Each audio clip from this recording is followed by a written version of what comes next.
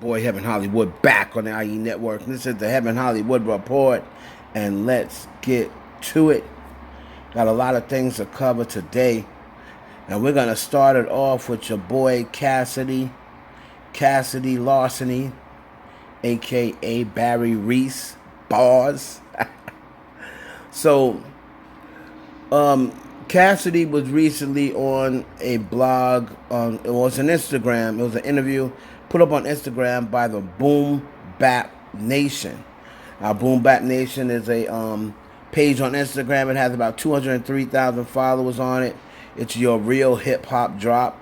They usually discuss real hip-hop over there. And Cassidy recently made a comment about the state of music today. And he gave a very interesting but real, raw opinion on the state of music today. I believe it was a question of, what do you think of the state? Who's responsible for the state of that the music is in today?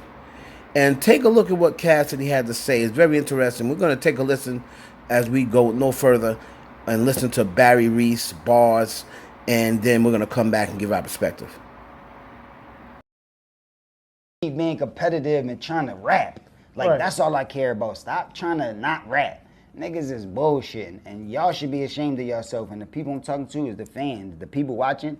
Y'all should be ashamed of yourself because y'all supporting them.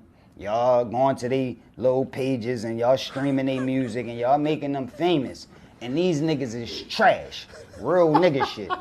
And on top of that, they only putting in a little bit of time a day. Like, these niggas probably only rap, or write a rap. They probably ain't even writing their own raps, first of all. Ooh, if they is writing a percentage of it, they only spending like a half an hour to an hour in the studio or a day on the track, and y'all making these niggas rich and famous. But y'all niggas is in these jobs that y'all working all the time. Minimum wage, or even if it's not minimum wage, you still feel like it. Y'all working forever, doing all this overtime and shit, still can't get above water. And y'all supporting these niggas that's putting in a half an hour a day. Was Cassidy speaking on the state of music today, and I'm telling you, I say this all the time. I totally agree with him. Think about what he said. You're working hard 10, 12 hours a day. Some make a minimum wage or $13 an hour, $14 an hour, and then you're going and streaming and buying up this trash. People that are making music or so-called making music is trash. But the people that are hard at making music, trying to make good music and trying to stick to the quality of music, y'all don't purchase their stuff. See, I could talk about it because I don't purchase music anymore. I'm an old head. I don't purchase music anymore. So it doesn't matter to me. The music I listen to on a daily basis is 90s hip-hop. That's why I listen to it in 80s pop. So, and the thing is, when you see people in the comments, they always are saying, "Oh, yep, I agree." But then when he makes these comments out on a YouTube video or something like that, people will say, "Oh, you just hating. You just hate because you broke." But let's take Nicki Minaj for instance. Nicki Minaj says that same thing. Right? And y'all will say, well, Nicki's just passionate. She's tired of the garbage. She wants people to write their own rap because she writes her own raps. Well, Cassidy feels the same way. But we don't keep that same energy for him. It's like we don't keep the same energy for the men when they come out and say it. Right? If he came out and said this about, like I said, I've always said I think Drake writes 90%. He has written 90, but probably 90 to 95% of his music. There's been a couple of joints that he got a couple of verses from, and they were always one verse.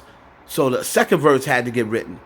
But if Cassidy came out and said this about Drake, all the Drake fans would say, "Oh, you just hating because you broke."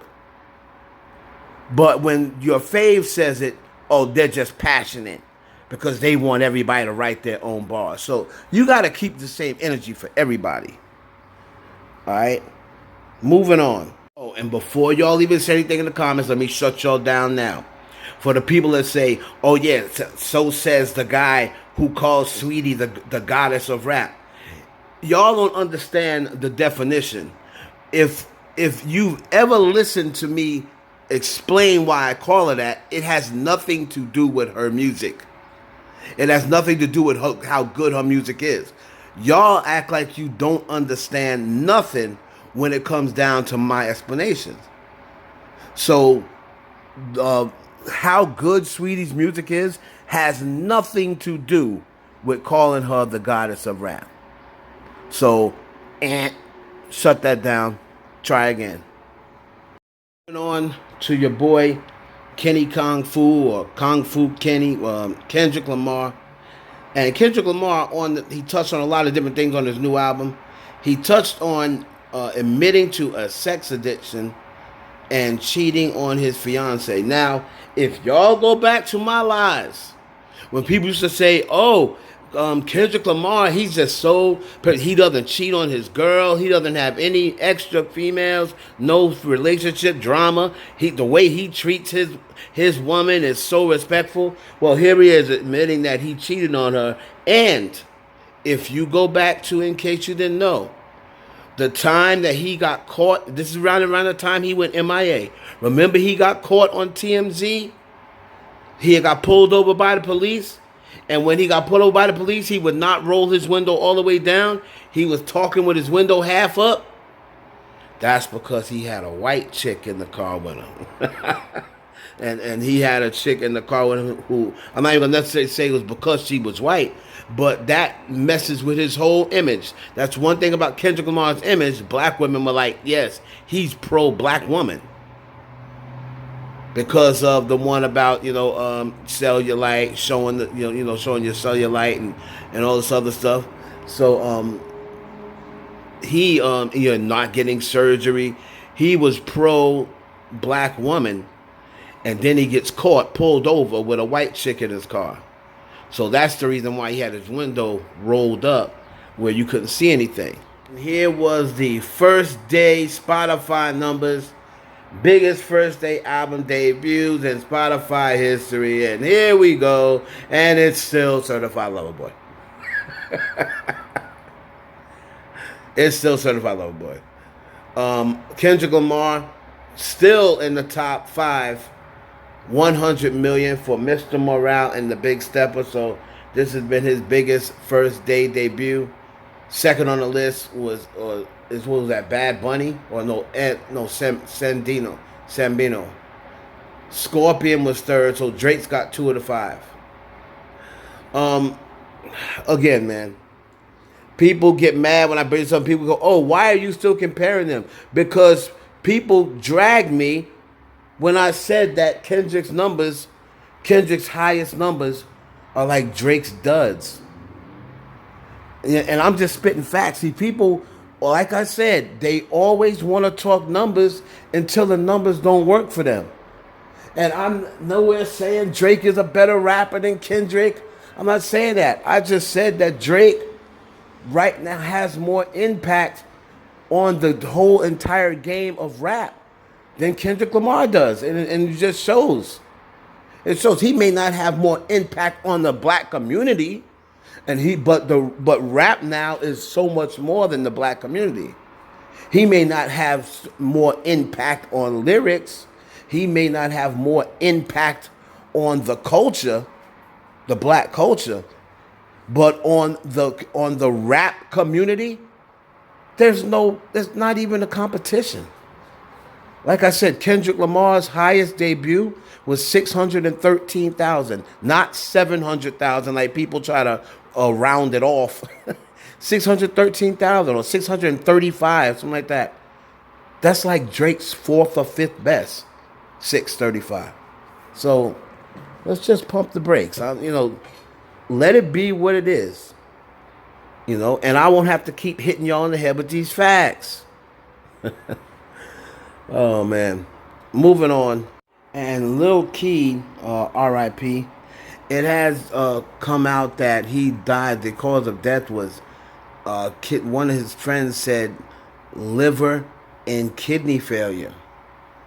Now, The liver and the kidney are two different things. So unless it was complete organ failure, I don't really understand that cause of death.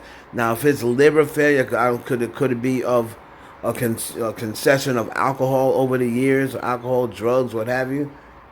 If they're saying that what the cause of death is, he's a young guy. So, and the thing about him was he was one of the YSL rappers who had actually gotten released. After the 28 others had got arrested. So we're going to be doing more research into this. Sad thing. Another young brother loses his life. Rest in peace to little Keed. Sad thing. But liver, kidney failure as of right now is the report. And we're going to end this up with Britney Spears. And Britney Spears, sadly and unfortunately, have lost her child with her fiance, Sham, or Scam, as we call them. It's like how Pete is Skeet. Well, this dude is Scam, because I still believe he's scamming Britney Spears. And I'm going to be honest with you, I never felt, and this may be wrong of me to say, and I might be off base, but I never felt as though Britney was pregnant. I always thought Britney needs help. Britney Spears, you can look at the way she moves, the way she talks. I went so far to say, and I don't even believe if that's still the same Britney Jean Spears. Remember, she said she hasn't been the same person since she was 13 years old. And you could tell she's had a lot of brain trauma done to her. So I never trusted that Britney was pregnant. I believe she made herself believe that she was pregnant. And you can do that with the mind. The mind can make you believe that you're pregnant. You'll be sticking your belly out, or you'll go get a belly bump, or I just never believed she was pregnant. They put a statement out on Instagram saying that they lost their child and they're going to continue. They said maybe they should have waited to tell everybody a little later in the pregnancy, but they were so excited about the news. But our condolences goes out to Britney Spears and Scam. Britney, just watch yourself. That's all I'm going to say to you, baby girl. But Britney Spears needs help, y'all. It's sad to see. I'm a big Britney Army general. I'm a Britney Army general. I've been there from the beginning. And it hurts me to see Britney in the condition that she's in. But it's all the industry's fault and all her parents' fault. It's your boy Heaven Hollywood for the IE Network. Please like, comment, subscribe, and share this video with your friends.